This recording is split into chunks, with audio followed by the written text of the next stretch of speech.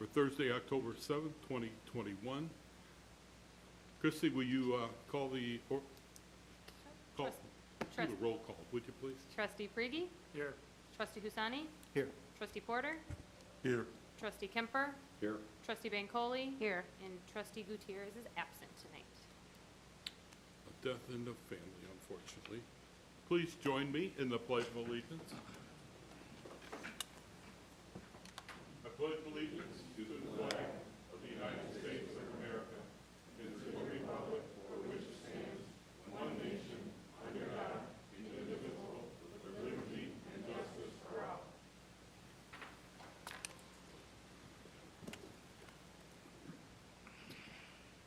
Have a motion to accept the agenda. So moved. Second. We have a motion and a second. I'd like to remove item 7A3 from the consent agenda. Thank you.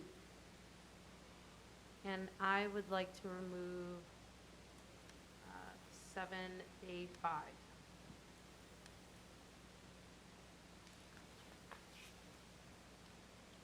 Very good.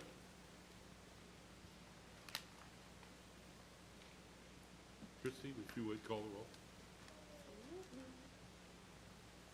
Trustee Frigie? Yes. Trustee Husani? Yes. Trustee Porter? Yes. Trustee Kemper? Yes. And Trustee Bancole? Yes. Outstanding. Presentations. Recognition of the fire department, completion of rookie school, etc. I will be moving down there. All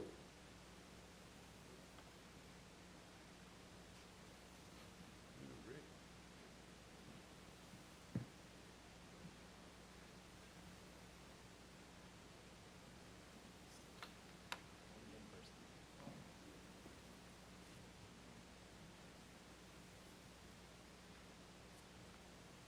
Thank you.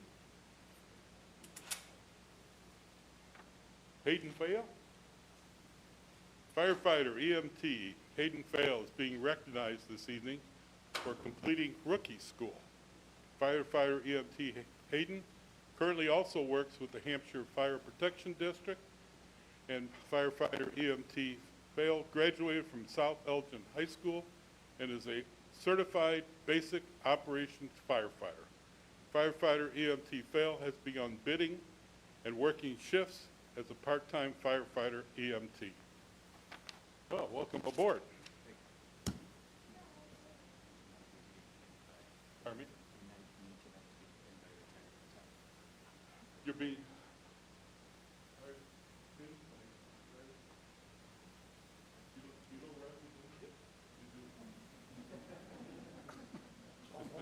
To know Roger Bain is something else. Well, you'll be an honored member of our department. I look forward to your good work. Roger would expect nothing less. Okay, so swearing in? No, he's just being recognized, so Lieutenant Bain can finish. Okay.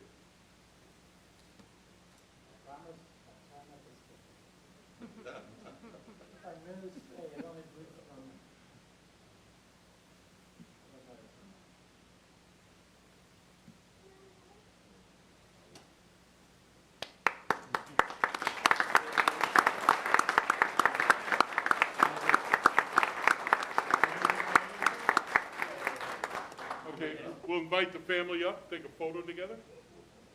And while they come up, I got a question. Cubs or Sox? Cubs. Cubs? Yes. Okay, you can stay.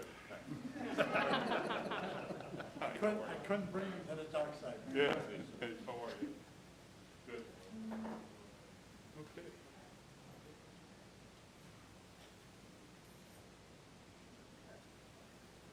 You can Want to take your mask mask off. off? Yeah.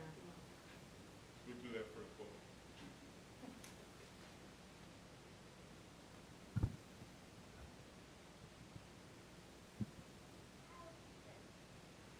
Very good. One more. Official.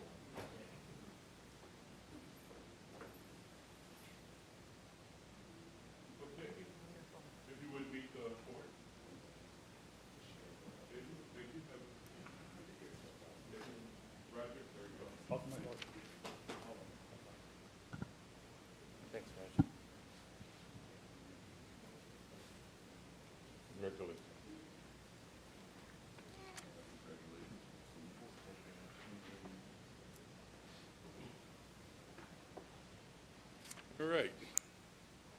Theodore Biden.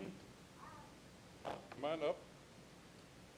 Firefighter paramedic Theodore Bethune is being recognized this evening for completing rookie school.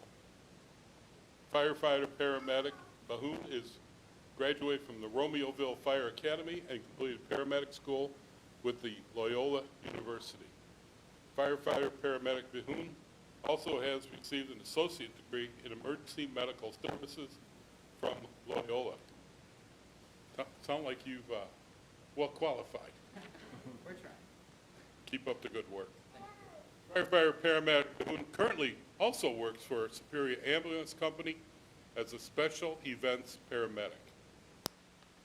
Firefighter paramedic Bethune is completing his ride time and will soon begin working shifts as a part-time firefighter paramedic. Welcome aboard.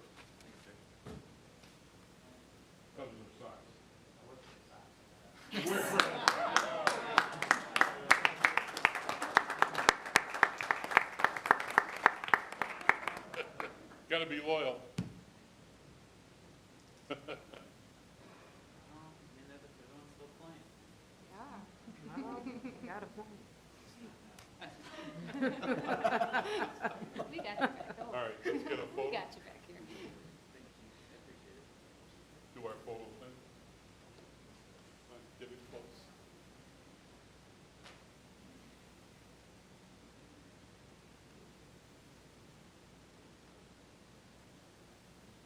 Okay.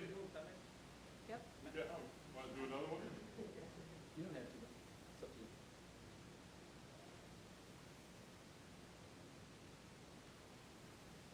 Okay, very good. These,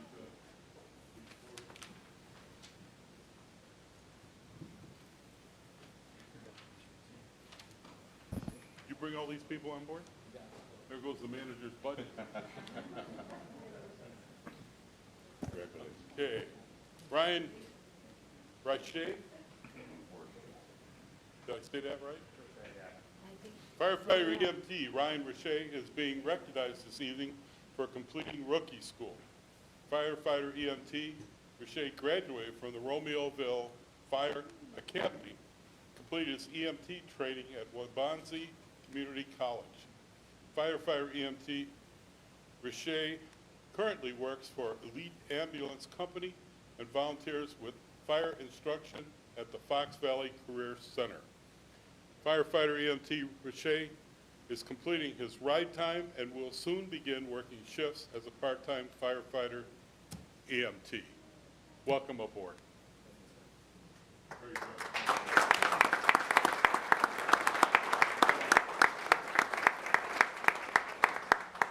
You work for the Sox too? Very good.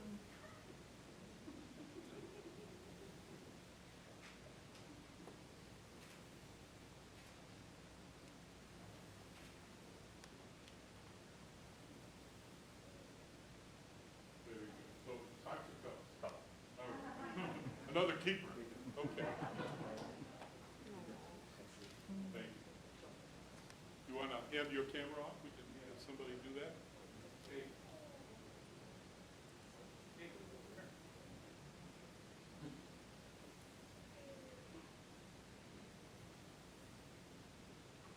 Oh, there you go. Get the whole family here. It's a good thing. All right.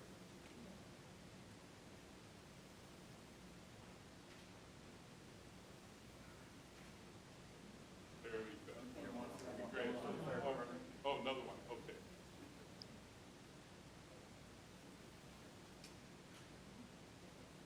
All right. Thank you. Thank you. Got to meet the board. Thank you.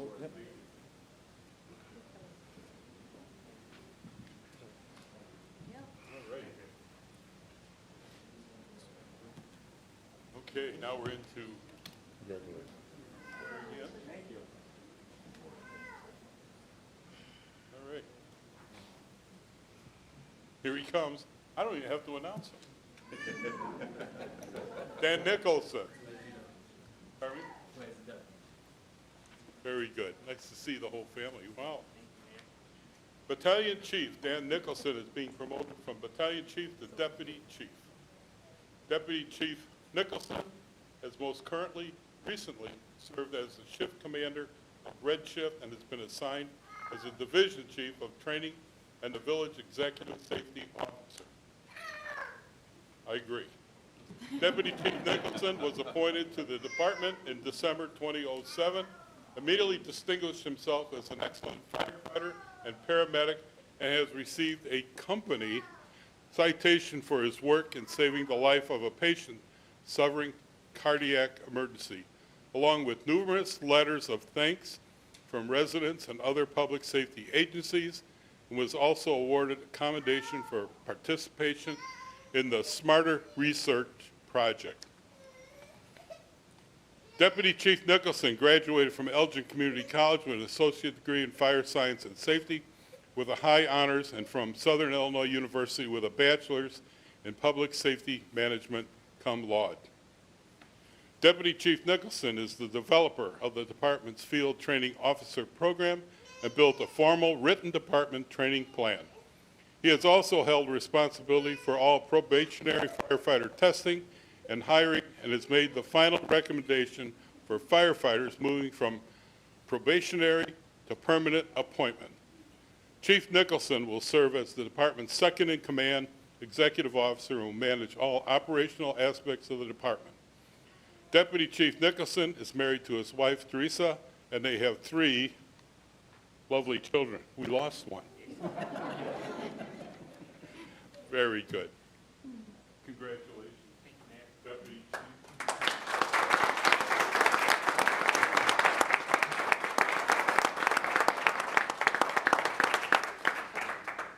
Okay. You want to hold the Bible? Okay. Right hand. Raise your right hand. I'll leave your left hand.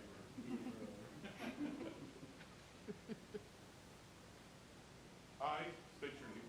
I, Dan Nicholson, Do solemnly swear do solemnly swear that I will support the Constitution of the United States that I will support the Constitution of the United States and the Constitution of the State of Illinois, and the Constitution of the State of Illinois, and that I will faithfully discharge and that I will faithfully discharge the duties of the office of Deputy Chief the duties of the office of Deputy Chief to the best of my ability. to the best of my ability. Well done. Congratulations.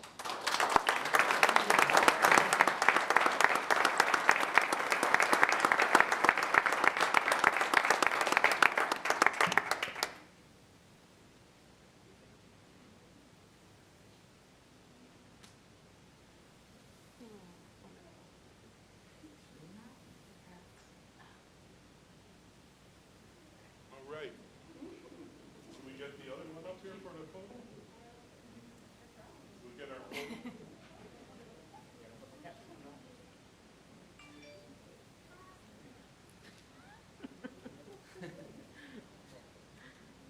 Gotta have the whole family here. Very nice. Okay.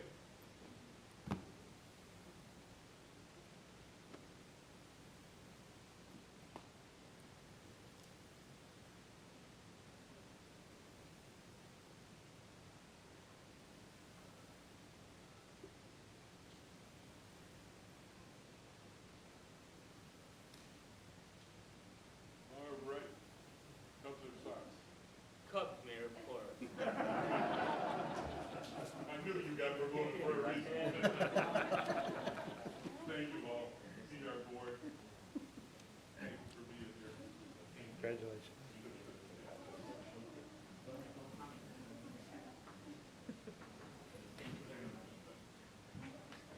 Thanks, guys. Congratulations, Chief. Very Well good. deserved. Thank you very much. Thank you. Thank you. Thank you. Do I? Put it to work already.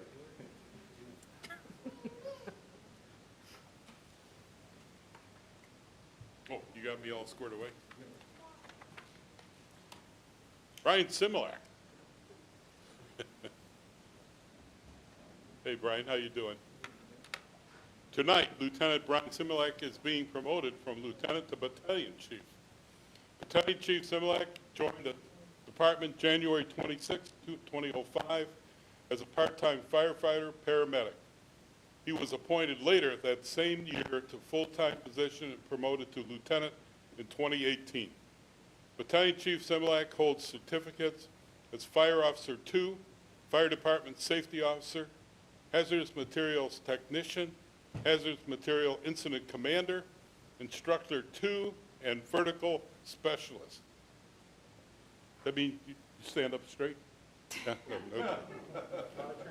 okay. I'm still learning. Yeah. Battalion Chief Similak has an associate degree in fire science from the College of DuPage and is a licensed paramedic. Battalion Chief Similak most recently was assigned as Lieutenant of Engine Company 16 on Gold Shift. Battalion Chief Similak has also served as coordinator of the Fire Corps Emergency Response Team since its inception. This team has reduced on-scene firefighter injuries and illnesses, saves countless dollars in worker compensation claims, and has become recognized nationally as a model of how on-scene rehab services are provided. He partnered with Chief Haig in development of the team, conducting training, wrote and processed multiple grants that funded the team's startup, including management of the design and construction of the team's rehab response vehicle. That's amazing leadership. And from the mayor and the board, we appreciate that additional work of safety for our firefighters. It's above the norm, and it's appreciated and respected. Thank you. Battalion Chief Similak has managed for years the bid process and scheduling of the department's part-time firefighter program. Battalion Chief Similak also oversees the full-time scheduling program telestaff. How many pages do I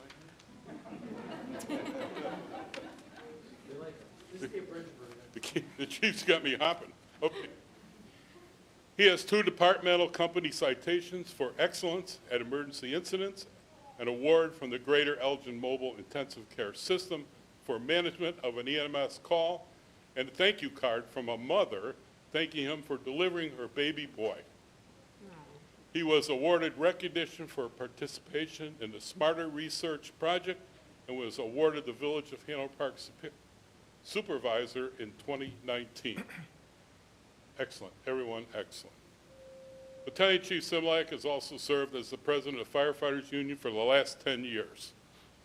With this promotion, he will be assuming command of the Red Shift and will oversee areas of data reporting and training, which is responsible for training and development of all members of the department. Battalion Chief Similak is married to his wife, Ray, and they have 2 lovely children, looking well, too.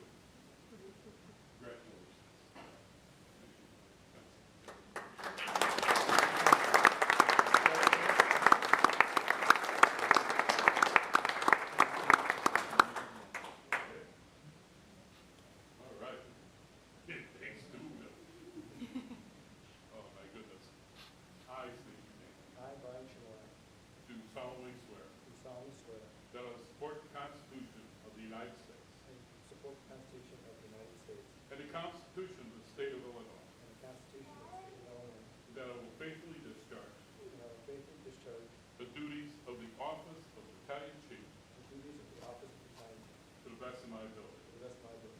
Congratulations.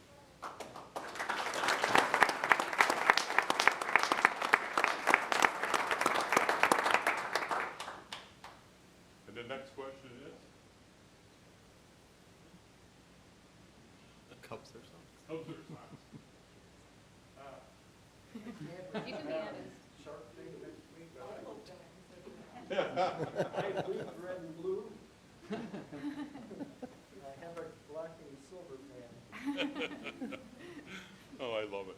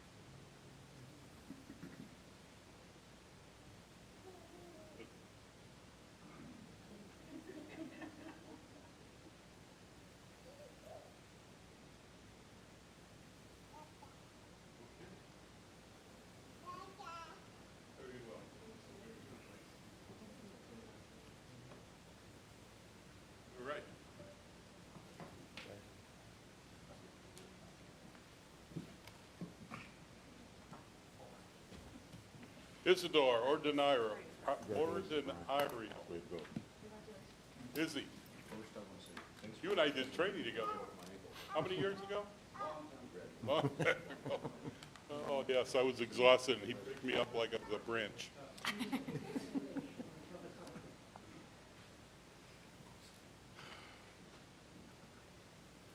It was longer than I thought, back in 2003, wasn't it? Yeah, it was.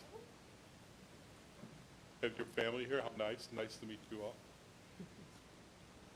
Isidore, firefighter Isidore, or Izzy, Ordinario, is being promoted from firefighter paramedic to lieutenant. Lieutenant Ordinario has been with the Hanover Park Fire Department since September 2003, started out as a part-time employee. Lieutenant Ordinario has most recently been assigned as a firefighter paramedic and acting officer assigned to the squad at Station 15. Lieutenant Ordinario holds certificates as a Fire Officer 2, Fire Department Safety Officer, Hazardous Materials Technician, Hazardous Material Incident Command, Instructor 2, Trench Operations, Rope Operations, Confined Space Operations, and Vehicle and Machinery Technician. He has also received specially hazardous material training in weapons of mass destruction, not in Hanover Park. Okay, well, I'm sorry. And nuclear emergencies. Oh, we're digressing. Okay. Lieutenant Ordinario holds an associate degree in fire science and also a licensed paramedic. Well done. Lieutenant Ordinario has been awarded 4 company citations, 1 chief's accommodation, and received recognition for participating in the Smarter Research Project. Lieutenant Ordinario has been instrumental in developing our new employees by his work in the training division. Lieutenant Ordinario helped to develop and institute the Field Training Officer Program. He has also taken the role of lead instructor and program manager of our rookie school. This school is the orientation and initial training that every new firefighter receives before being approved to begin work as a probationary member. Lieutenant Ordinario also makes recommendations for these candidate firefighters to graduate through the field training program. Lieutenant Ordinario was assigned to a squad company at Station 15 on Gold Shift, and Lieutenant Ordinario is married to his wife, Tanya. Congratulations, well done.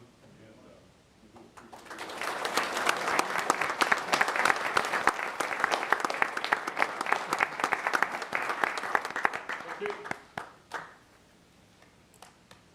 Very good. Raise your right hand. I state your name. I, Isidore Ordinario, Do solemnly swear do solemnly swear that I will support the Constitution of the United States that I will support the Constitution of the United States and the Constitution of the State of Illinois, and the Constitution of the State of Illinois, that I will faithfully discharge and that I will faithfully discharge the duties of the office of lieutenant the duties of the office of lieutenant to the best of my to ability. the best of my ability. Well done. Thank you.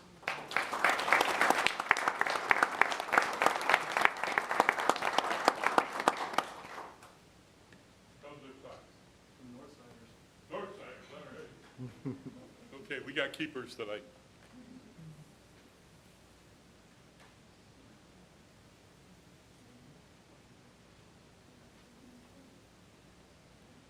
It's all right, there's 2 trustees up here, those signs for maybe 3.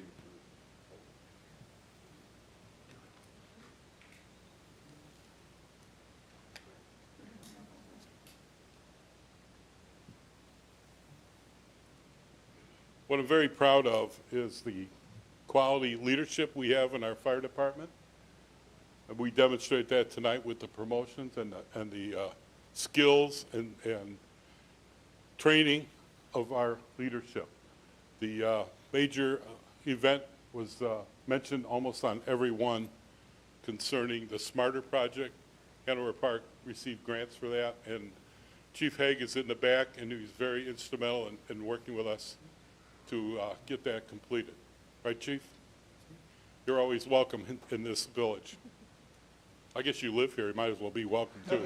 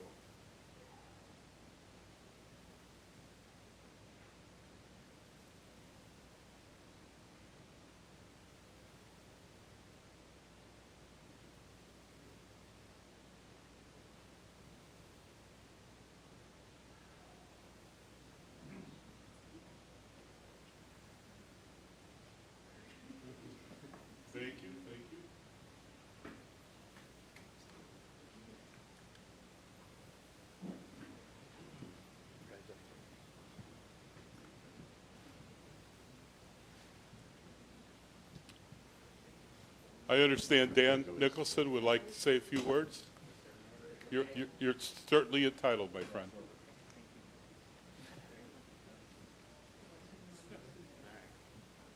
It's working.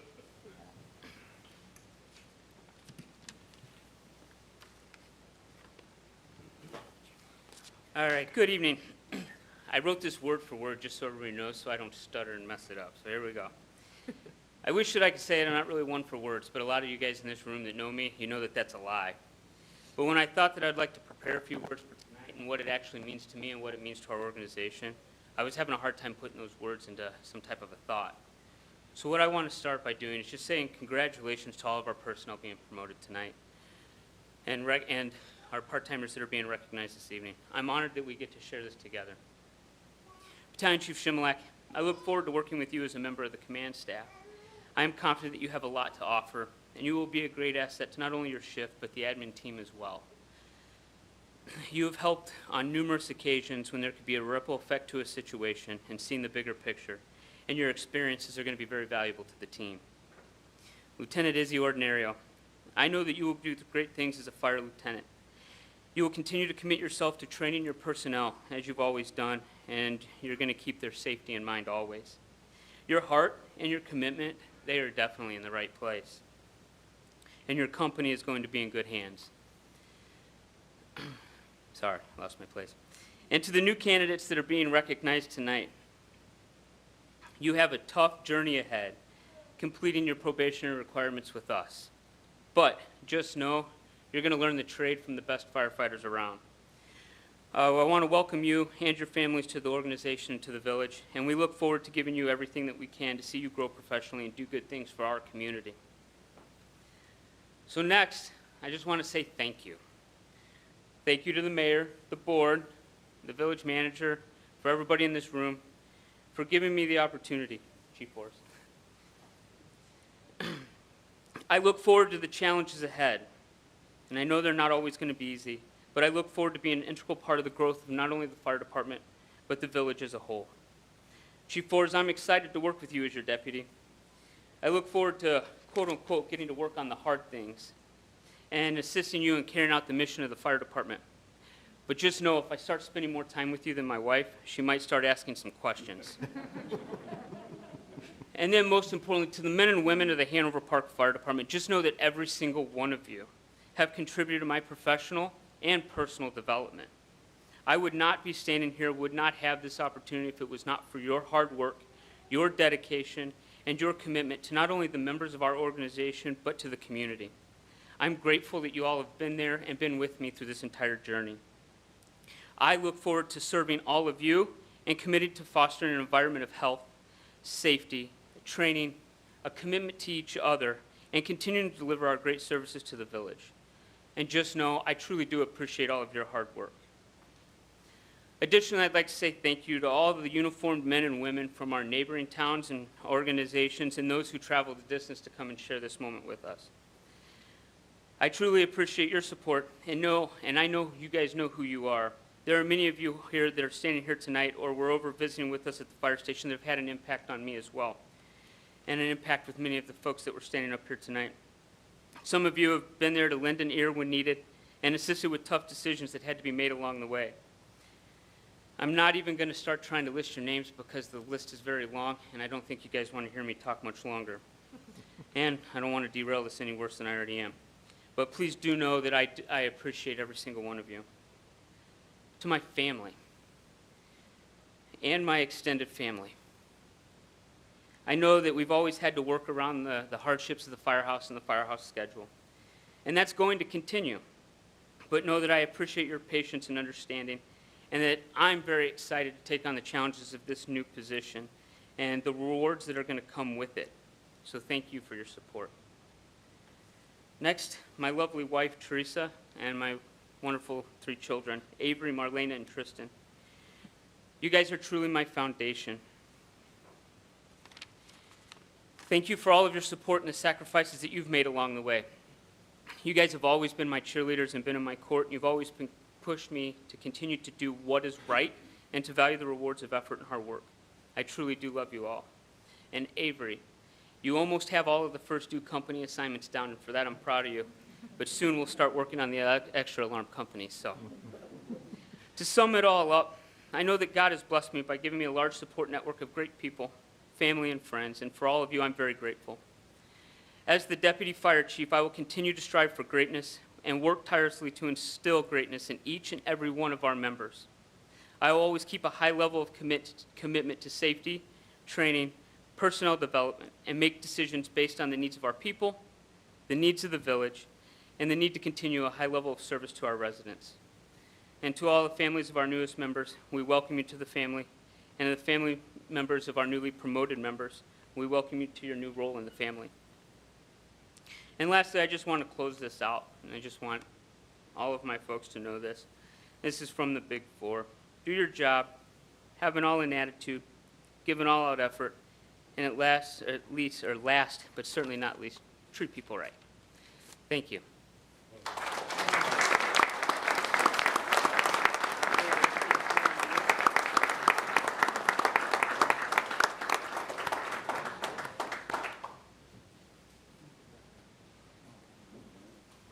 You get the right of speeches.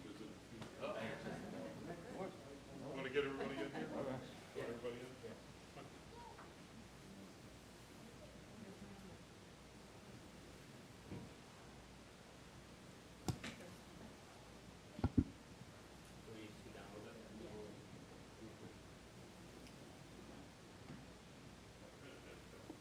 All right. Got us all in?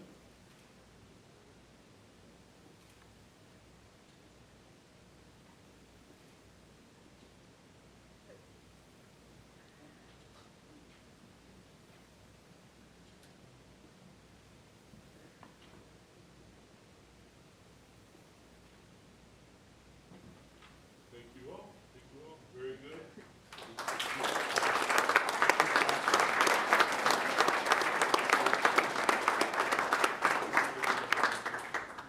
All right. Well done.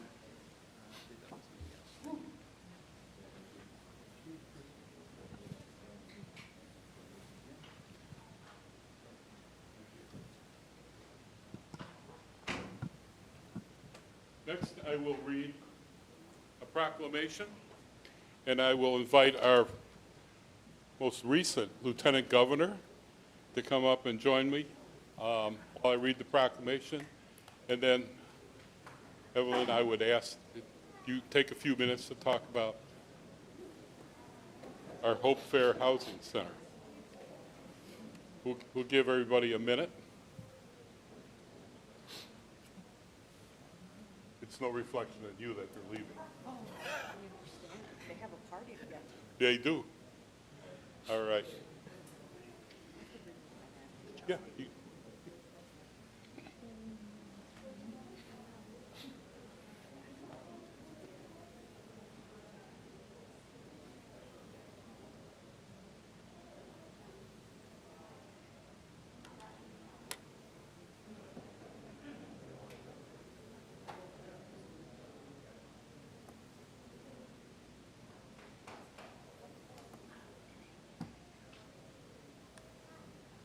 Okay.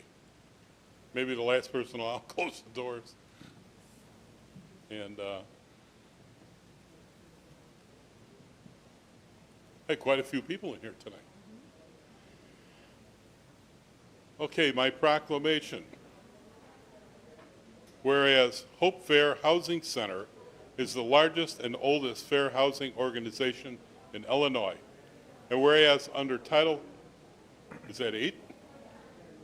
Of the Civil Rights Act of 1968, commonly known as the Federal Fair Housing Act, HOPE works to create greater housing opportunities for all through education, outreach, and advocacy. And whereas the Fair Housing Act prohibits housing discrimination and segregation because of race, color, religion, sex, disability, familial status, national origin, or any other characteristics protected under the state or local laws. And whereas the Village of Hanover Park Board meeting on September 2nd, 2021, Village President Rodney S. Craig proclaimed the month of September 15th, 2021 through October 15th, 2021 as Hispanic Heritage Month in the Village of Hanover Park to celebrate the rich contributions of its Hispanic American residents and other Hispanic Americans in the United States. And whereas the Hope Fair Housing Center has created greater housing opportunities for Hispanic Americans who have faced historical barriers in accessing American dream of home ownership. Now therefore I, Rodney S. Craig, Mayor of the Village of Hanover Park, Illinois, do hereby encourage its residents to support Hope's mission to continue working towards creating greater housing opportunities for all. Dated this date. Evelyn, please, I'll have you face the board and give us a little instruction on what's going on. Thank you. Thank you, Mayor, and hello, Board of Trustees. It is truly an honor to be before you. I stand before you today not only as this state's former lieutenant governor, but now I have a new job, and it's a pretty cool job. I'm the executive director of the Hope Fair Housing Center, and we are all at Hope so incredibly thankful for this proclamation. Reason for my visit here today is not only to wish everyone a Feliz Mes de la Herencia Hispana, Happy Hispanic Heritage Month, but as you know, in our culture, we come to this country and owning a home is really achieving that American dream, having that pie in the sky for us. And so it was great to be able to talk about what Hope does with all of you today. As the mayor previously mentioned, we are the largest and oldest fair housing center in all of Illinois. And we were born in 1968 after the passage of the Fair Housing Act, as well as the assassination of Dr. Martin Luther King. At the time, there was a lot of unrest and a lot of pain throughout the country. And I would submit that we are still feeling a lot of that pain and unrest today. So what we do at the Hope Fair Housing Center is that we do education and outreach, because we firmly believe that those that don't know the Fair Housing Act violate it without even realizing it. So that's why we do a lot of education and outreach. And all of you are stakeholders today. Whenever you need us for a class, call upon us. Our services are free. So in other words, you can use and abuse us all you wish. The idea is for everyone to understand what the Fair Housing Act provides. Not only do we fight segregation and discrimination in housing through our education and outreach arm, but we also have an enforcement arm. And in that enforcement arm, what we do is handle those cases that come in through the door or call us, victims of discrimination. And what we do is that our crew is very empathetic. We're a family of about 9, and we take your intake, we listen to everything you have to say, and then we run it through our complaint department. And we determine whether your complaint rises to a Fair Housing Act violation, or otherwise maybe it's a landlord-tenant type of case. But the truth is we're a nonprofit, we're here to serve the public, and we could connect you with a nonprofit that could help you if you do not have a fair housing case. However, if you have a fair housing case, then we're there to help you, and our services are, again, free. We are funded mainly by the Department of Housing and Urban Development, as well as other grants. And with those grants, we have what is called, have you guys ever heard of testers? Well, testers are like secret shoppers. So if right now somebody alleges discrimination, we have to determine whether or not that is true. So what we do at Hope is that we train and deploy testers to go out there and test for differences in conduct. And if those tests reveal positive results, then that is later evidence. What we also do is advocate for people, because we really don't want to get to the point where we're in court. It's costly, it takes too much time, and the victims are not really getting the quick services they deserve. Let's say somebody at this point in time with issues has an emotional support animal and their landlord says you have to pay a fine or a fee in order to keep this emotional support animal. Well, what we do is advocate for you for free. We make calls. It's an interactive process. Maybe you want another reasonable accommodation. We deal with your landlord, and more times than none, those cases settle in a very happy way, and everybody goes their merry way, because again, I believe that everyone truly wants to obey the law. However, there are those wrongdoers that still won't learn through all the education and outreach. And then we have to take matters through other tribunals. And so we'll take your case before the Department of Housing and Urban Development. We could take your case to federal court, or we could take your case to the Department of Human Rights. Again, our services and advocacy are free. So in sum, my message to all of you is please utilize hope. Unfortunately, discrimination is not yet over, but together we could bring it to an end. Feliz mes de la herencia hispana a todos mis hermanos. Quiero avisarles a todos que nosotros en Hope damos nuestros servicios gratis. Y si en algún momento ustedes sienten que su propietario ha discriminado en contra de usted en las viviendas, nosotros los representamos gratuitamente. Favor de llamarnos al 630-690-6500. I swear I didn't say anything bad about anyone. It was just a quick recap. So again, please utilize us, 630-690-6500. And thank you so much for the proclamation. Thank you, Evelyn.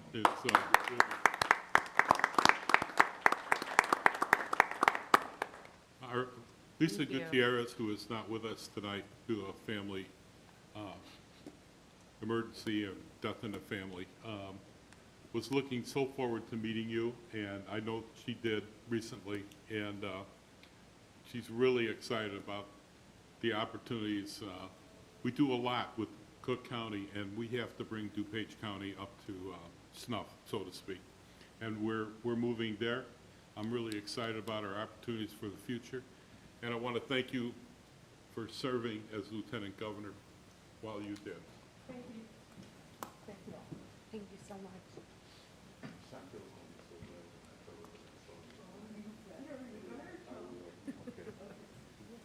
Everyone, real pleasure. Thank you.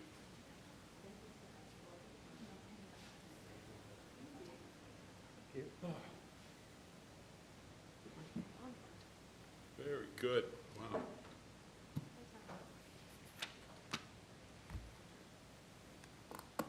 Where the heck are we? All right. Anyone for town hall? No one for town hall. Is anyone left? Oh, yes. Tom's here. We can always count on Tom. Village President's report. I have my Move with the Mayor initiative is out. I'm encouraging everyone get the flu shot.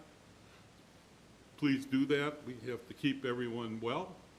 We are not an overstaffed community, village. So I encourage you all to do that. And I think, when does the video hit? Chief? Dave Webb? I think next week, we sent it into the national forum and Very, next week? Okay, very good. I will make sure I get my flu shot between now. It's highly encouraging. I've been, as you all know, we spent time together, some of us, at the IML conference. I hope everyone came away with some good learning. We discovered a few things there, and I've been working on some of those initiatives. There's a lot before our legislators, and keeping track of that. We have 2 trustees appointed to Northwest Municipal Conference for Legislation, Herb Porter, and with the DuPage Mayor and Managers in Council of Governments, Yasmin Ancoli. So I hope you're both enjoying that tour, scary as it may be. And so with that, I move to approve by unanimous vote items on the consent agenda. So moved. Second. Motion is second. Christie, call the roll. So those are items 7A1, 7A2, 7A4, 7A6 through 7A10.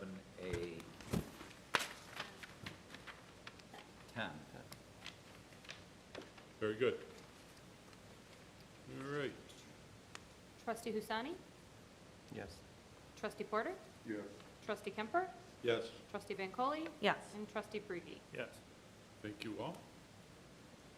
7A3, move to pass an ordinance amending Chapter 94, taxation of the municipal code of the Village Hanover Park by adding thereto a new Article 15, municipal amusement tax. So moved. Second. We have a motion and a second. Discussion? Trustee Yes. Porter? Yes. I had forwarded a couple of emails and documents that, Can you bring the microphone down a little bit? Maybe I'll put my headset up. I had forwarded a couple of emails and documents that I thought would give some light, shed some light on this, this discussion. Since we're going to be amending the amusement ordinance, I thought now would be an opportune time to include in the definition of amusements, gun ranges and shooting galleries, which the city of Bensenville has done, Phoenix, Arizona has done, and the state of Maryland have all included that business in the definition of amusement. And I think what that would do is that it would give us flexibility moving down the road should we want to ever incur any type of an amusement tax on the operation of the shooting range, the gun range, and the shooting gallery, which again is a practice that several communities around the country are exploring. We could use that money to pay for such programs as, Chief, I think I asked you this before, and I'm drawing a blank on the answer. Do we provide a gun lock program to our residents? We do, yeah. We do. We do. So we could help offset the cost for the gun rights, gun lock program. And if the money is substantial enough, and I looked at the Naperville projections, they stand to make over $700,000 just from the rental of the shooting ranges, from the gun ranges. Nothing in our tax structure attaches to that. We get no benefit from the rental of the gun ranges. And so if we can, for future consideration, I don't want to debate it now, but for future consideration, just gives us the option to look at that and to consider it for the future, rather than having to pull the ordinance back up and go back in at a later date and change it. I agree with what we're doing for the push tax. I think that is certainly necessary revenue that village would certainly benefit from those monies. And so for that reason, that's why I have proposed the addition of just two items so that it would read gun ranges and shooting galleries under the definition of amusement practices in definitions in 94, I believe it was 94. Chapter 94. Yeah. So, I don't disagree. I'm trying to keep this ordinance as clean as possible, given it's going before the Senate in, what do they call that session? Veto session that's coming up. And if I keep this clean and not lose your thought, because I agree with it, but I'd like to keep this clean going in as we move ahead with the debate in the Senate. And it's, what they're trying to concur is a yin-yang bill. And I personally wrote to every senator. Such a busybody, I know many, but I personally wrote a letter and saying that this is not something we should be concurring when you're playing the non-home rule against the home rule. That should never be a part of any bill. And I've explained it to a number of mayors, and yesterday Schaumburg wrote a letter in support like I have. So if we can keep this clean and not lose that thought, Herb Porter, I don't want to lose that thought. Do you really think that just adding that would jeopardize the whole ordinance? I think it would confuse the issue. If we can keep the issue clean, that it's, it's about gaming, and not necessarily the broader issue of amusement. It would look like we're into a money grab kind of a thing, and I just want to focus on what's proper in propriety with challenging a home rule against a non-home rule. And if we can do that, I would be a little more comfortable when I have to speak to some of our legislators. So can I ask a couple questions? Absolutely.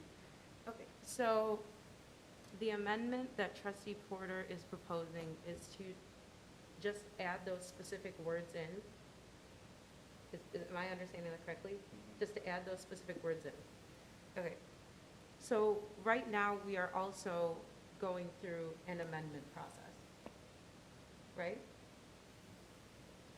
Are we, Right? Pardon? we're going through an So amendment right now, we're process? also going through an amendment process of this. So my Specific understanding tab. was, and maybe I'm behind a little bit, but I thought there was a motion made to pass it and a second. And then there was some discussion. Right. But I I'm thought talking, that's kind of where we're at. yeah, but I'm talking about the agenda item as it stands. We're talking about, we're going through an amendment process right now, as it stands. Well, there was not a motion to amend, it was a discussion about, and I think I heard her say, in the future, I think you made a future connotation about that. Okay. So I'd like to keep this as clean as possible. I agree with Herb Porter on the issue. I don't want to lose it. I just think the timing of trying to add that in right now would confuse people outside of this dais. So, and I do understand that, but when you say clean as possible,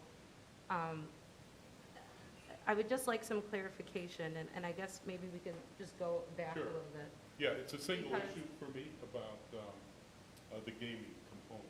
Mhm. So I want to focus on the gaming aspect, and that's the operators that are out there that are making millions of dollars. And we're trying to get a piece of that action in an equitable way to better serve our community that's really struggling with the homeowner taxes. And that has a big effect. And I know our legislators want to help us do that. But as this is written, I don't believe we would be able to get a larger piece of the amusement thing relative to gaming. So I'm trying to stay focused on the gaming Right. community. I understand. Okay. No, I get what you're saying, but you said a couple of times to keep this as clean as possible, but from my understanding, this bill hasn't passed yet. It's been written, it's passed in the House, it hasn't passed in the Senate. It has. It initiated in the Senate. It went to the House. No, I think it's the other way. It around. hasn't. I think yeah, I think that it passed the House and it's in the Senate for. The House amendments have passed, Oh, wait a minute, it's a Senate bill that went It to is the a House. Senate bill, but it didn't. The House but it passed has to it, pass, but they sent it back to the Senate for. Right. correct. They- the It's under House had- concur, so. Right, right. So I guess what I'm trying to understand, and please bear with me, is it's not something that hasn't passed yet, and we are in the process of, from my understanding, preemptively passing a resolution so that we could be included in. But if we're going through the process now for something that has not become law yet, I don't understand why we wouldn't be able, if we're going through this whole process now, why wouldn't we be able to include trustee Porter's amendment? So I think the answer is that you might be able to include trustees Porter's amendment. I think the situation concerning this particular ordinance, and if anyone has different information, it'd be fine. The mayor had sent out an email, I believe it was an email, maybe it was a text message, after attending the municipal league meeting, saying that he wanted to pass this because of Senate Bill 521. And the reason being that it was believed or information was provided at the municipal league meeting to the effect that this Senate bill was in the legislature, that whomever was speaking there believed it was likely to pass, and that there was a feature in it which grandfathered, I guess you could say, those communities who pass it before the Senate bill got passed. And so I think the effort then was to get this on the agenda of the village board here, to have the village board consider it so that you wouldn't run into a situation where if you wanted to do it, and they already passed the bill, and it got signed by the governor, you wouldn't be able to. So I really think that's the motivation. Right. So That as makes far as adding other things, we actually do have a chapter in our municipal code, which I believe is called licensing. I think it's 94.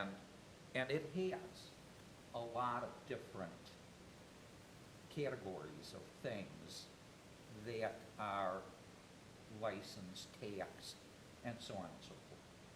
And I believe that a gun range, or the activity of being in a gun range, could be included among those things. And so I think, as you can see by this ordinance, there's a whole lot of stuff in it concerning how this particular tax would be applicable. Right. And But and I do know paragraph, what you're saying. let me just jump in. Yeah. for a And the Go ahead. paragraph you're talking about is in 94-383, it's Yeah. A. Yeah, yeah. And it's So just- it lists a number of different activities Correct. that come under amusement. And Correct. what I'm simply proposing is, I'm not touching the push tax or paragraph B, C, or any of the others. It's just Right. paragraph A, where I'm seeking to include, under the definition of amusement, gun range and shooting range. Just 3 words Yeah. that yeah. I'm seeking to add to Right, that. and While I respect and understand the mayor's passion for, we attended the same seminar, and I think we both, immediately agreed that this is something that we wanted to look into for the benefit of Hanover Park. But the remainder of this ordinance, as we're putting it forward, does sort of zero in on the video gaming aspect.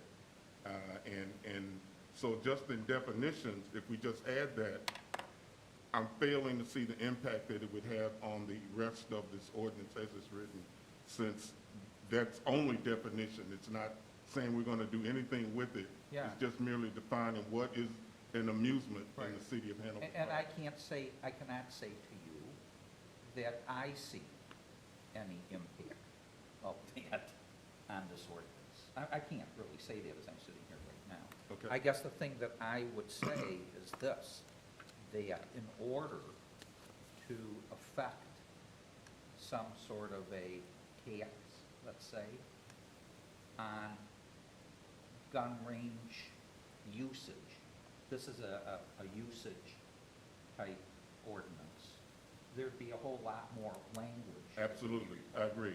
So this would not, it's not an attempt to do that tonight. And I understand that. Okay. And I guess my inclination would be that maybe that would all be better done at one time Yeah. when we're putting that all together. That's all. And I agree with you. I think it would be better done at all one time, because there's, in my opinion, there's really nothing about this that's clean. We're trying to pass a resolution, Or an ordinance. thank you.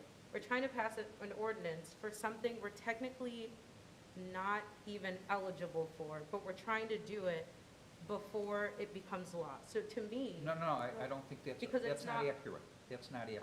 Okay, it might not be accurate. No, It might no, not- No, but if I could just finish. So it might not be accurate, and I might have gotten something wrong, but if there's something else that we might want to explore looking at, why don't we just table 7A3 for a future meeting, and we can explore trustee Porter's recommendation about adding those three words It in. can also be revisited, And revisit it, thank you. but without tabling. I think, Well, if we So- tabled it, it would pass tonight. So Well- let me just say that, to get the thing sort of straightened out, currently, it is believed that there is authority currently to pass this ordinance.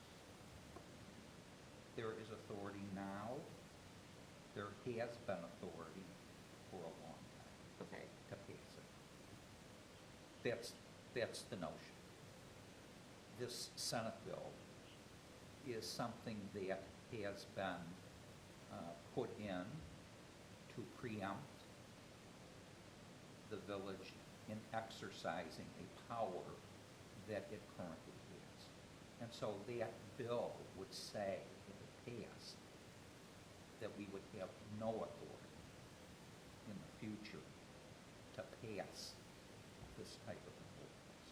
Okay, and that makes sense, but unless this is passing in veto session during the upcoming veto session at the end of the month, I don't see why we can't just do it all at once, why we can't take the time to look further into what Trustee Porter is saying. See, if we're already going through this process, let's just do it all at once. And you And then- could, provided it didn't pass and the governor didn't sign it. Because if the governor signs it, say it passes and the governor signs it, you can't do this anymore. Right, but veto, There's not- right, but what I'm saying is veto session isn't for another couple of weeks, and we don't even know if this is going to be brought up in veto session. So as it stands, it's still not law. So But we it- have time, right? The Senate bill is.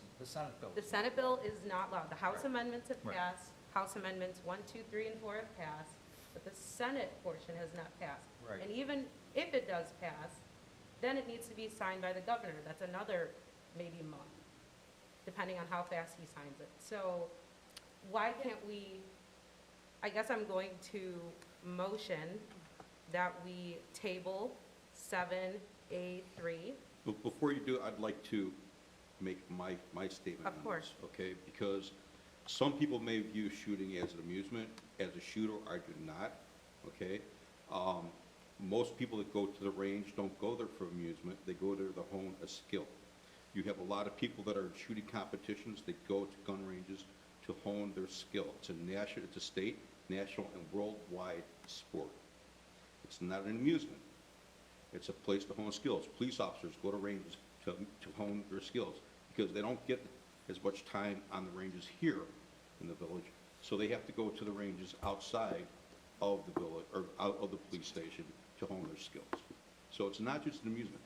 It's a place to hone a skill. It's a sport.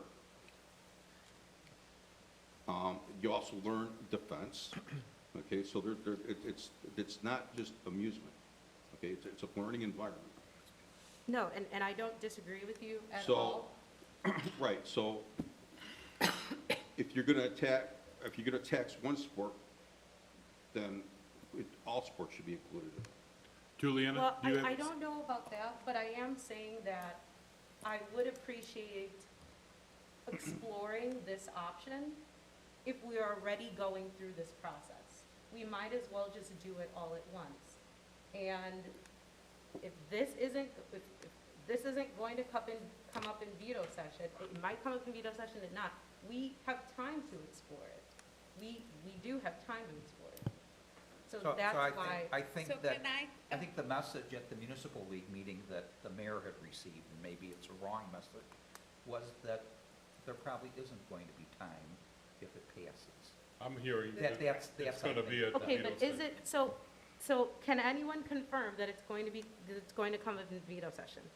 None of us So- can do that because we are not a part of the Right. Illinois General Assembly. True. However, we can, within the 2 weeks that we have during our, for our next meeting, we can take the time to explore it.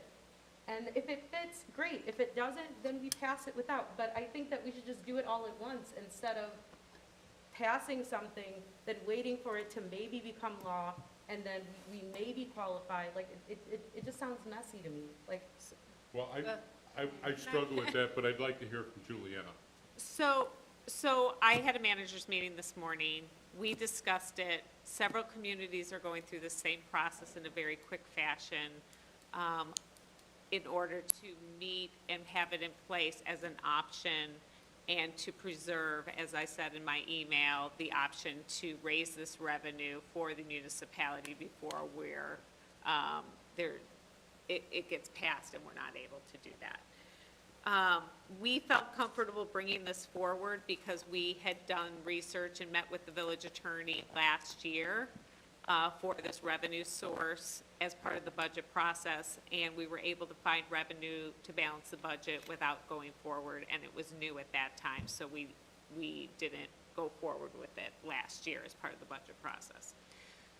There's nothing, this is just a change and an addition based on the IML's model ordinance with some tweaks from Bernie in this chapter.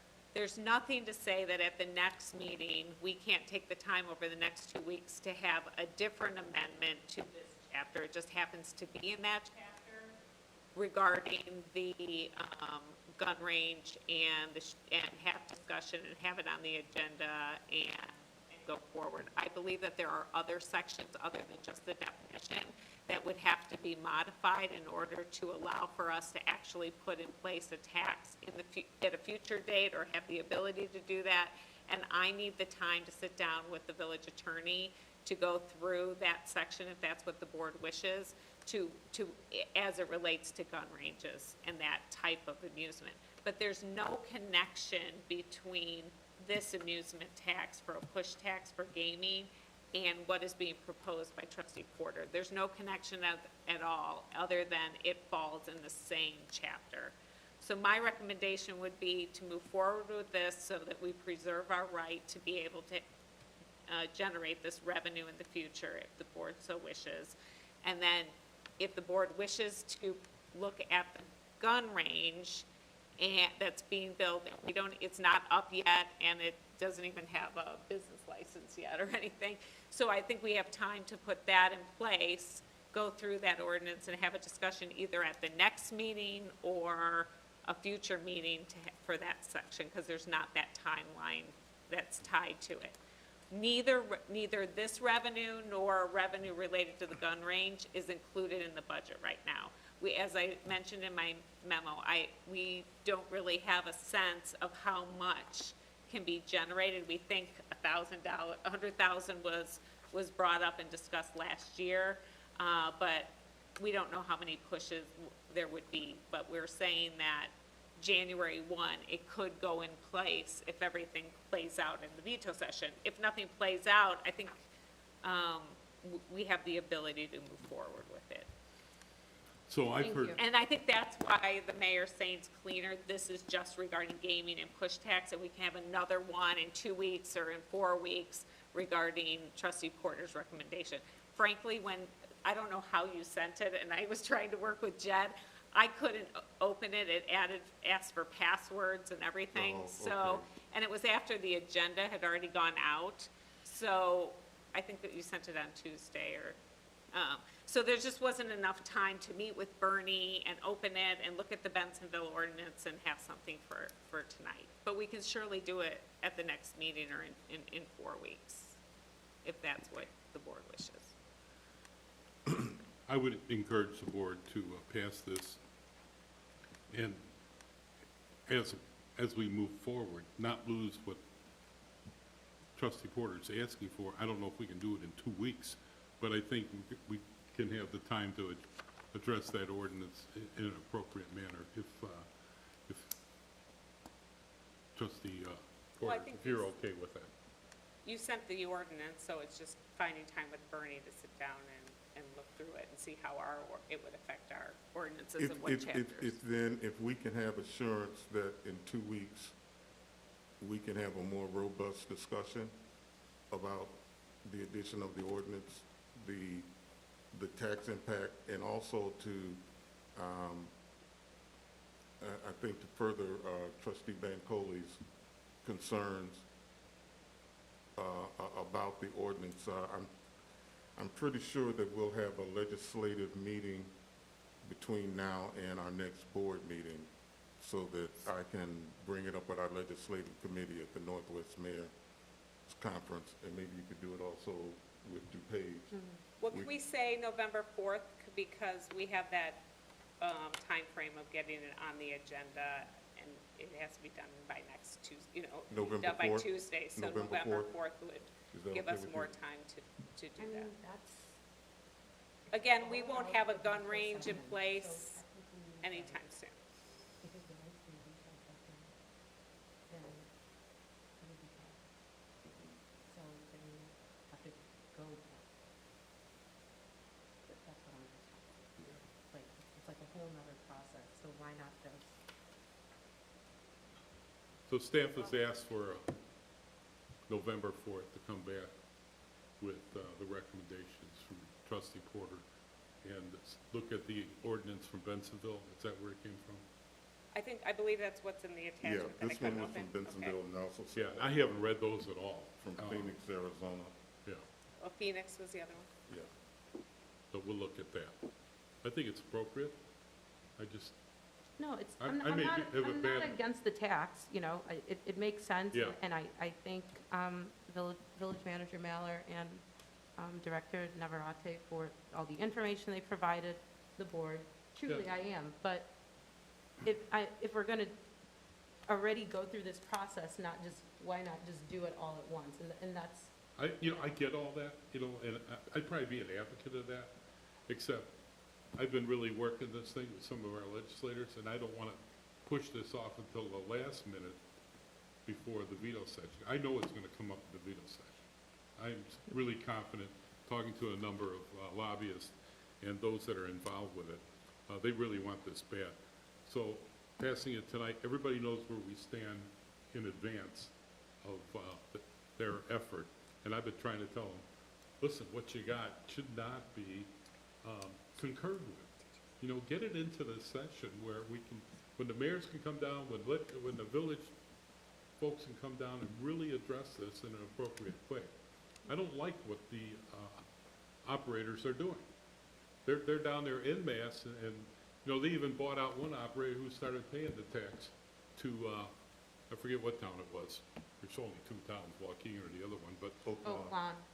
okay, so, there's some shenanigans going on over that, and I want to get this, I want to demonstrate where we stand right now. And the gun range and those items will come back November 4th.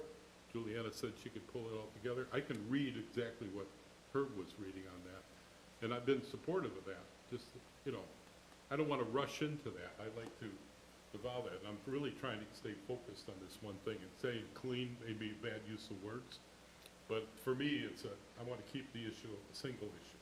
If I can do that, that'd be very helpful if the board supports me to do that. Thank you, Mayor.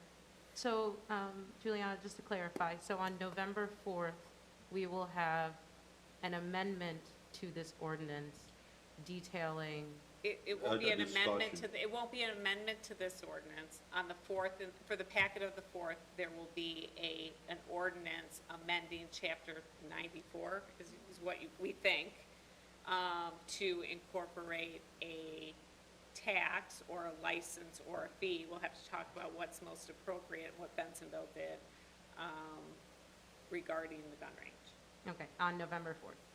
Correct. Great. Thank you.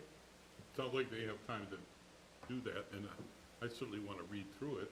You know, I think we all do. You know, I don't have a clue what that means. Right. So, but I'm supportive of the idea. That's assuming the whole board is We'll have to. interested. Okay, so we have a motion and a second. Any other discussion? Chrissy, would you call the roll, please? Yep. Trustee Porter? Yes. Trustee Kemper? Yes. Trustee Bancole? Yes. Trustee Brigi? Yes. Trustee Husani? Yes. Thank you. Thank you very much for that dialogue. That certainly adds a lot of clarity. Supports what I'm trying, hopefully, to do. Let's see here. 7A5, move to authorize the village manager to execute an agreement with R.C. Wegman for the design and construction management of a fire station. We have a motion? So moved. Second. We have a motion and a second. Any questions? Yes. Okay. Trustee Bancole, you have the Sorry. floor. Okay. So the first question is that the new, I'm sorry, so the new fire station, or essentially the remodel that will take place. New it's- fire station, new sta- construction. Thank you. The new construction will use it states in the memo, a design, build, construction methodology. Sorry, I'm struggling with that word. Just reading through this, so how much of a role did the village play in choosing our architect? Because it says that the construction manager essentially hires the architect. Well, that's the way the agreement is. So we did an RFP and an RFQ for the process, and we interviewed several, how many? 8? 8 total, 4 teams. 4 teams made the final interview process. We had a staff team that interviewed. They came in, they had to bring a team to the table. So this architect and contractor came in as a team. And so the architect, we don't have a separate contract with the architect. We have a contract, an agreement with the contractor and the architects So it's themselves. all wrapped up in one. Correct. Okay, that makes sense, thank you. And we worked with the architect before. They're the ones who did Village Hall Okay. And the police station. and the police station. Okay, so several times. Yeah. Okay, good to know. It was saying on page 67, I believe, that lead certification, design, and documentation is not included in Dewberry services. Correct. And I'm So- trying to understand why, if we are going to invest $6 million into a brand-new building, why we wouldn't explore lead certification? Can I take that, Is it? Joanne? It Is was it- part of the interview process. In a few words, and maybe TJ Let me can take that. expand on it though, but it's a lot more expensive for the certification. So we will get the benefits of LEED through the different efforts that we're gonna go through in the design and work, in the fire department working, but LEED is really expensive to take that next step. You can go more detailed, not a whole half hour. All right, not a half hour, I promise. Okay, very briefly, there's, LEED certification is different than the process of building an energy-efficient building. We will use the most modern building codes available. This building would be, and I'm going to say something here matter-of-factly, would be at minimum a LEED silver building. That's how it will be built using modern. Now, we can, in addition, during the design process, actually make it more efficient if we choose to, if it makes sense in the construct that we're doing. Now, that being said, the only thing that we're not paying for is just the certifying of the building, which would cost in excess of $100,000. So we're going to get all, like Juliana said, all of the benefits of LEED certification without a plaque. Okay, so it will be lead silver unofficially? Is that what you- Yeah, we would meet the Energy Conservation Code equivalent to LEED silver, which Okay. is remarkably like what you just said. Okay, okay. And you believe that obtaining LEED certification would be in excess of $100,000. It is very, very expensive to go Okay. through the commissioning and the whole certification process, and I'll just give my opinion, unnecessarily. I've built multiple buildings to LEED specifications, and I've never actually certified one of them. Okay, okay, good to know. Good question. Thank you. Is there any way that we can have any input during the construction of this property to make sure that we're only using union certified workers and we don't have the same catastrophe that we have going on with the Bartels project where they've got a big rat out in front because they're using non-union workers? I don't know if, well, I guess I would say, given that we're a public organization and we have a lot of requirements placed on us for meeting things like prevailing wage and things like that, it is exceptionally unlikely that there will be any non-union labor on the site. Now, I can't absolutely sit here and say there will absolutely be no non-union labor. I don't think I've had non-union labor on site for a construction project like this in many, many years. And each section of this project is bid then? Absolutely. it's- Yeah, so they're gonna have to go through the bidding process and they'll be, all those bids will be evaluated, so. Okay, and in the bid process, in their application, we can see what type of workers they tend to hire, their history has been, whether they work with union workers. Yeah, Well, I don't ev- know that they'll have the requirement that they be union, they'll have to pay union prevailing wage. Right, they'll have to pay prevailing wage, but it is also given that these will all have to, companies will all have to be extremely bondable and have cash flow and all of these other, It's just that requirements of paying- large Paying companies. prevailing wage is an easy way for contractors to get around using union workers. They can say, well, we pay prevailing wage, but at the same time, the unions take a hit because, you know, you don't have the official designation of a union, of a local, whatever, working, you know, on the project. So what I want to do is to make sure that if it's any construction that the village is paying for, or that we're involved in financing or paying, that we're doing everything we can to make sure that union workers are being used at the facility. So whatever we can do during this process, pointing it out to the developer and the subcontractors how important this is to us, I think that would be very beneficial to getting support for the project moving forward. I would say, though, that if we're gonna go through the bid process, our message will be the lowest priced quality workers to do the work for each trade, so that we can, I mean, it's gonna be hard to keep this building under $6 million. But at what cost? Bernie, you and TJ worked through the agreement. I don't think that there's anything in there that gives that stipulation from a contract requirement.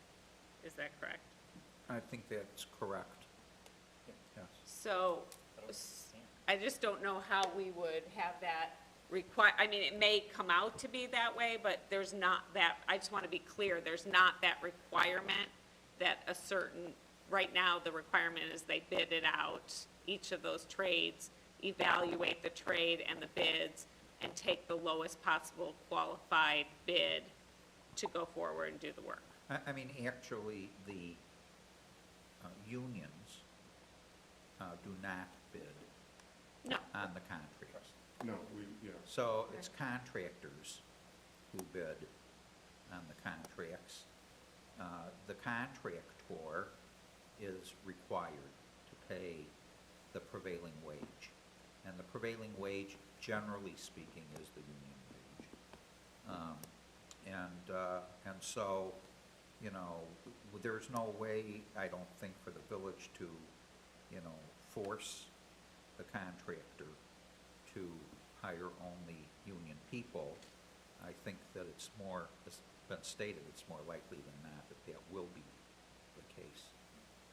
So, and just to, and thank you, Attorney Paul, just to echo what Trustee Porter was saying, it's, you know, the discussion of unions is also something that I wrote down just because passing the Bartels Road development, I did see Scabby the Rat, and I was really disappointed to see it there.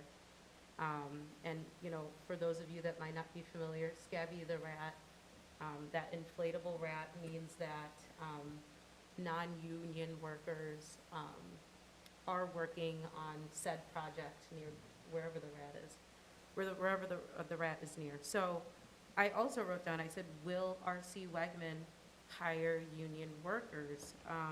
You know, their website, I went on their website, it says that they hire local contractors. It doesn't really say anything about union.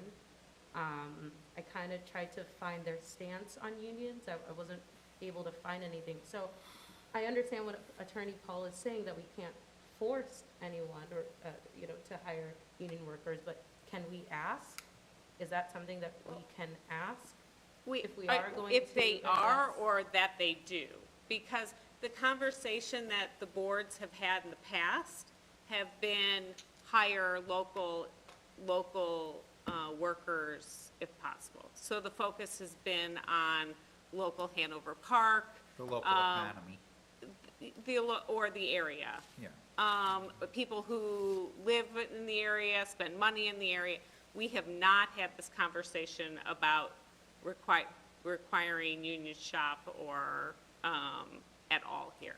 Yeah, and That I has, wouldn't and say- it, yeah. it might be a new conversation to have, but we have not had that, and it was not part of the conversation we had when we interviewed these, or inquired upon that. Right, no, and I understand what you're saying, and maybe not require, but we're talking about this because Scabby the Rat is on our front lawn. Yeah, So and that's why I'm bringing this up. It's truly why I brought it up. It's, you know, I'm thinking about a new development. I would just like to just know a little bit more. So, and I understand that this isn't something that has been talked about, but maybe in the future, it is maybe, you know, just something that, an idea that we can explore. I would like to, maybe we can have it offline, or to course. understand more about the concern about the rat, and the true concern, whether it's just seeing the rat or what the rat's, It was a game. symbolizes, It was- because we've had, listen, I know. I'll we've talk had to you the later. rat here Right. for Friday night the movie. Metra several times in our parking lot. We've had him around town. We've had the cat here, at different times. Yeah, pretty much So- almost every, The cat was in my front lawn. yeah. And so kind of my position from an inflatable has been, you have a right to put up the inflatable, put the inflatable up. We're going forward with our project that's been bid and is a quality project and follows all the rules, and that's been kind of staff's position going forward. We've never hassled somebody or anything of having the rat there. But if the rat symbolizes something that the board wants to have a conversation about, and we can do that as well. I think the other thing Thank you. too is on Lake and Bartel, which is where apparently the rat appeared. I didn't see it, but, Lake and Bartel was a private, project. A project where there was no requirement to pay the prevailing wage rate, of the county.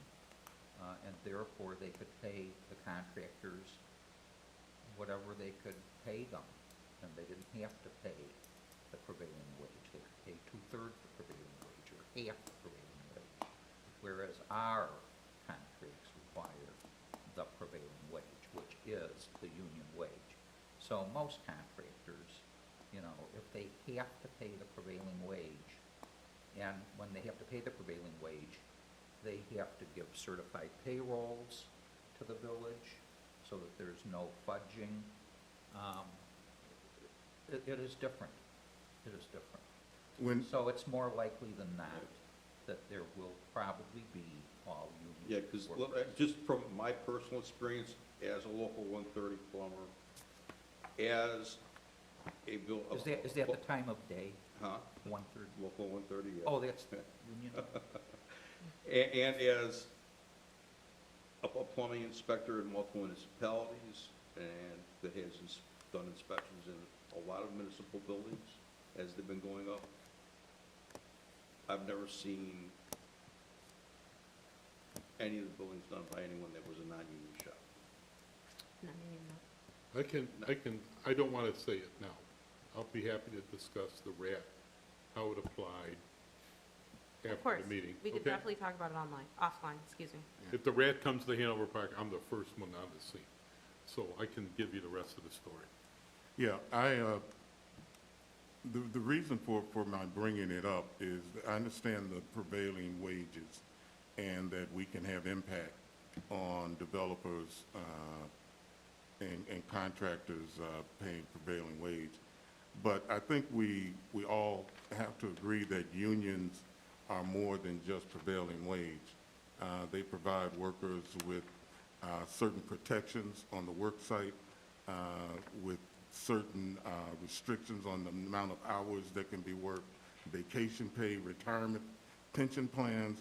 There are a lot of things that go into union membership beyond just base salary.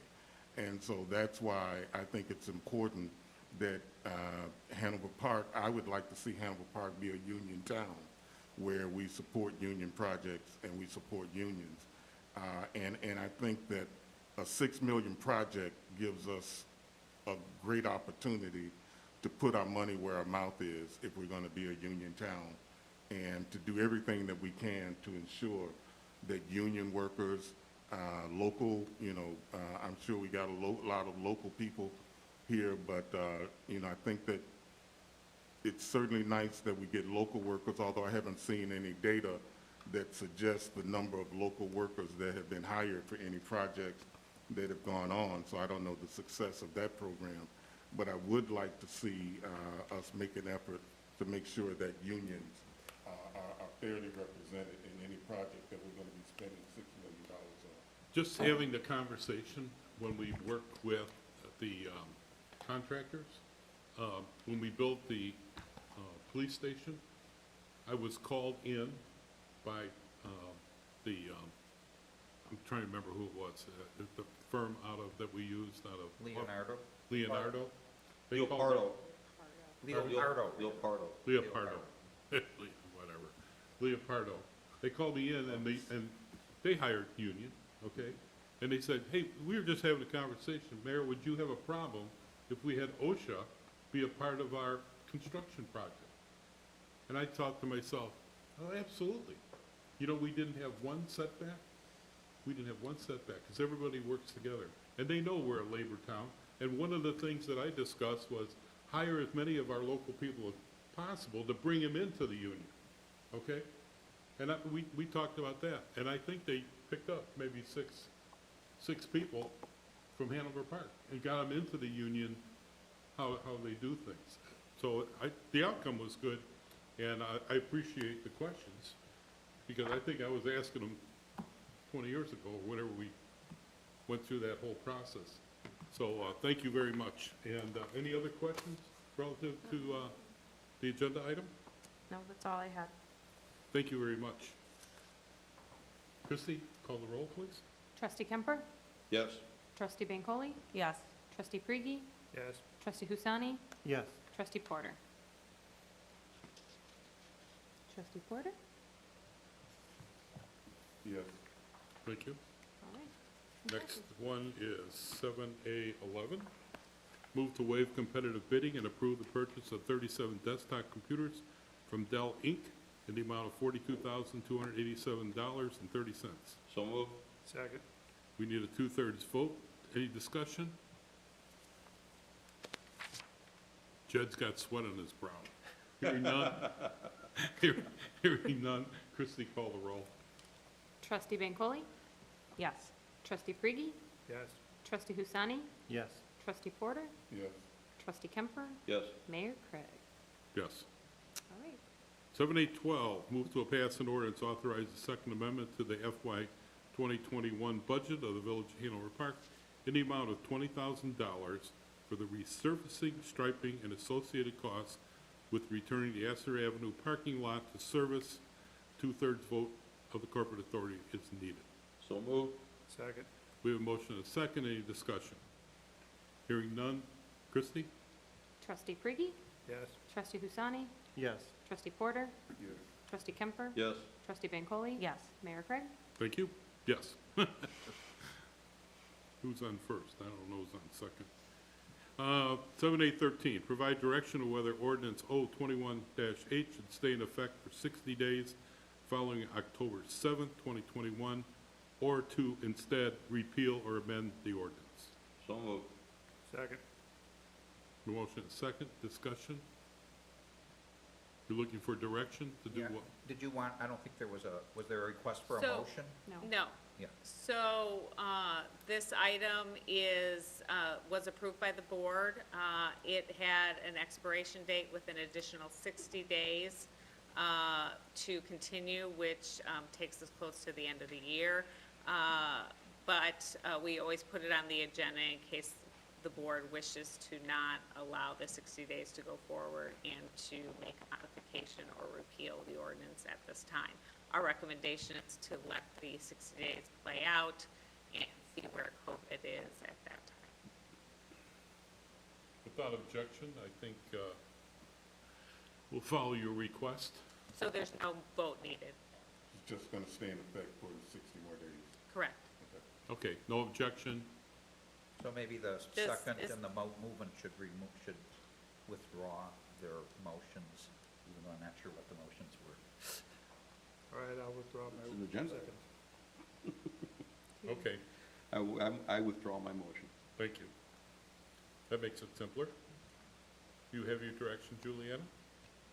7814, move to approve warrant 10/7/2021 in the amount of $2,700,551.43. So moved.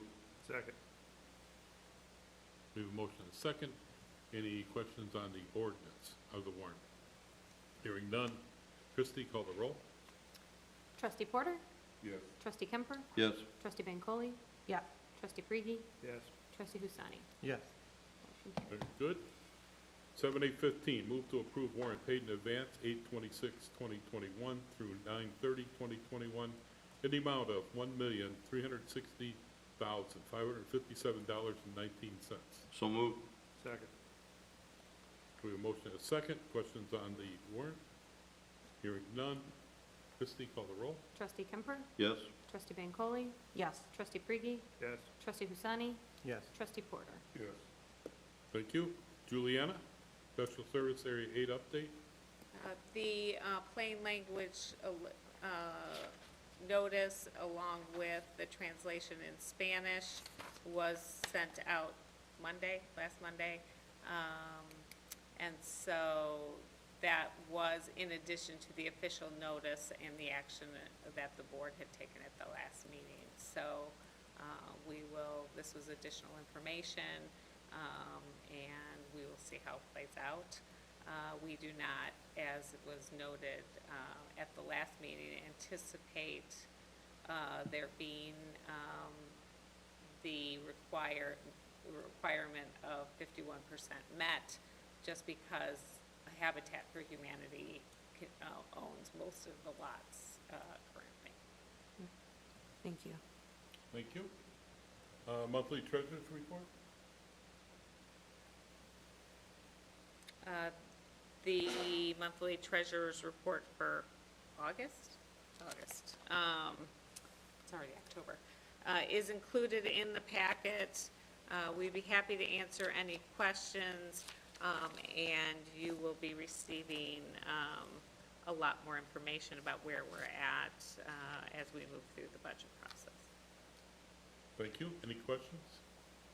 Nope. Very good. As it relates to the budget process, you were sent some changes to your calendar. Sue sent out today. We tried to accommodate the mayor's wish somewhat to get off of, we noticed that some elected officials couldn't make the dates, especially the Tuesdays, I think. So there were some that declined, those budget ones that were scheduled for the workshops. So we have now on the calendar the 20th as well as the 21st. The hope is that we get through that, the budget presentations by all the departments on those two dates. An alternative is on the calendar as a placeholder on the 28th. We're hoping that we won't need it. Very So good. is everybody able to be there on the 20th and 21st? The 21st is prior to a board meeting as well. I could do one, I probably won't be able to make the 20th. I think that's a Wednesday. Yeah.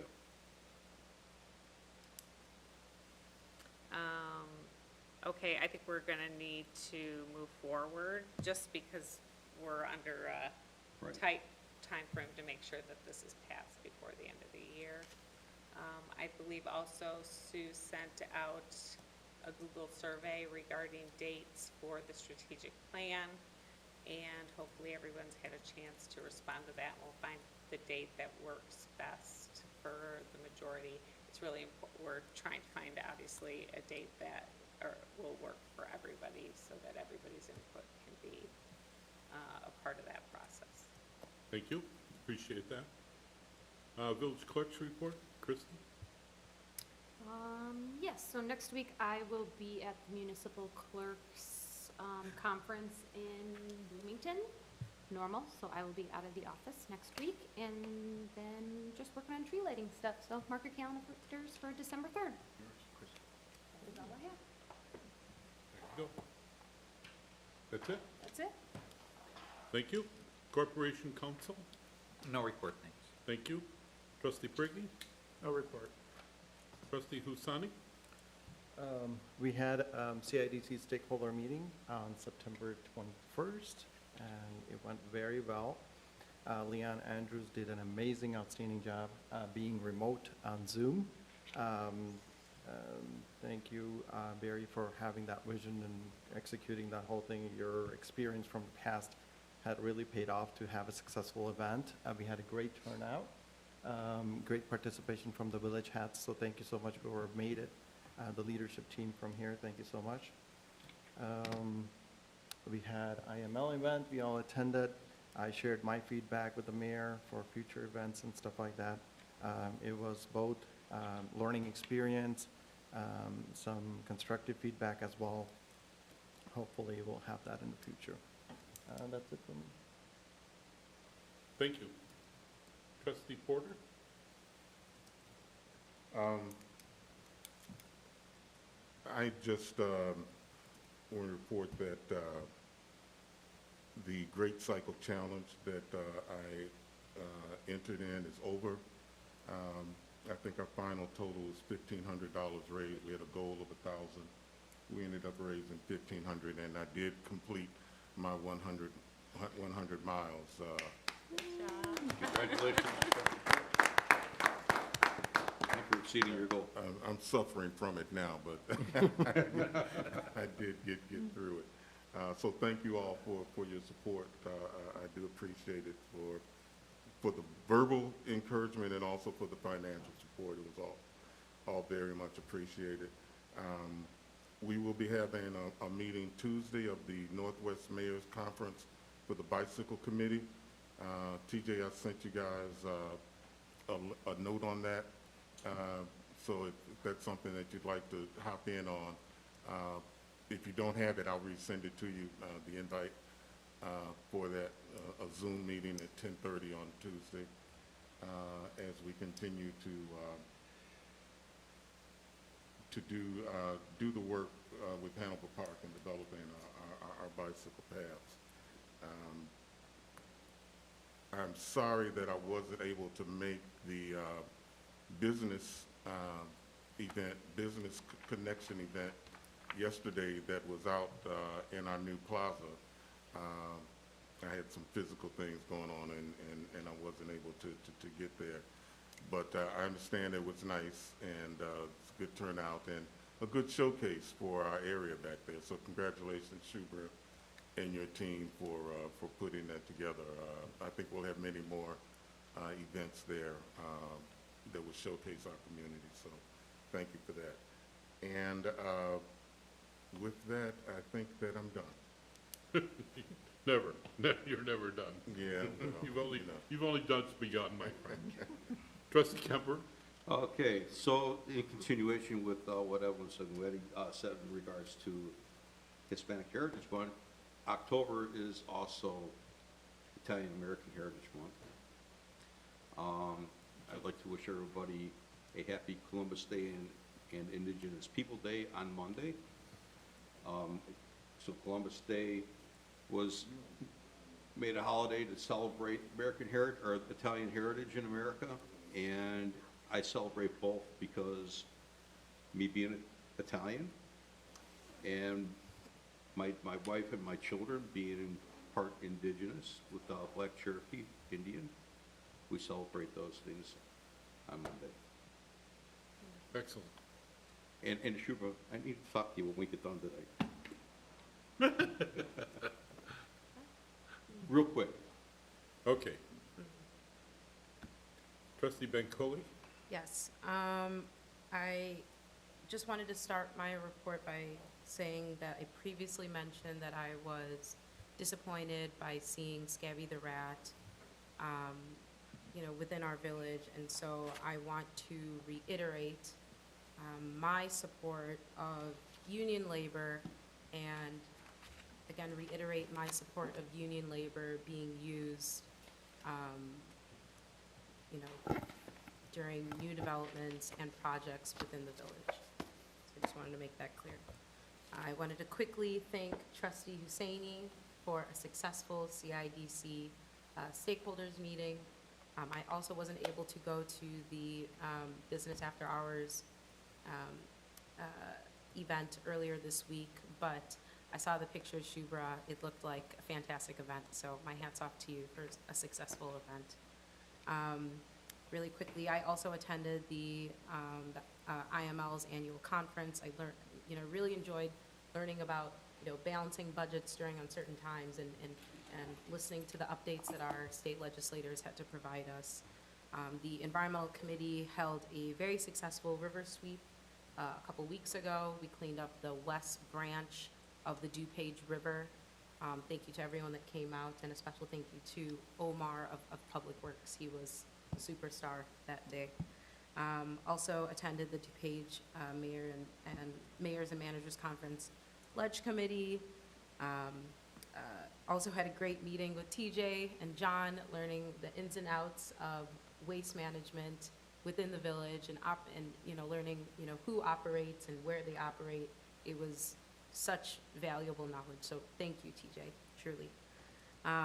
The Environmental Committee also had its recycling event last weekend, another successful event. Thank you so much for everyone who was able to attend.